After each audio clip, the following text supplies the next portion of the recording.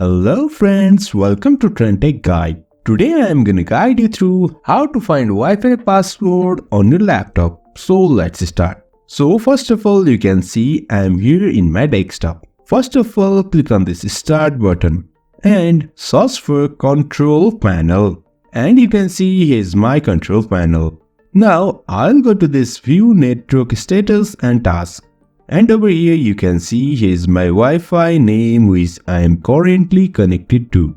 Now I'll click on this Wi-Fi and over here you can see this is my Wi-Fi status. Now I'll go to this wireless properties and to this security. And over here you can see your Wi-Fi network security key.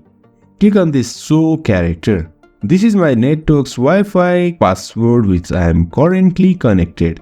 So in this way we can find Wi-Fi password on our laptop. If you find this helpful, don't forget to subscribe.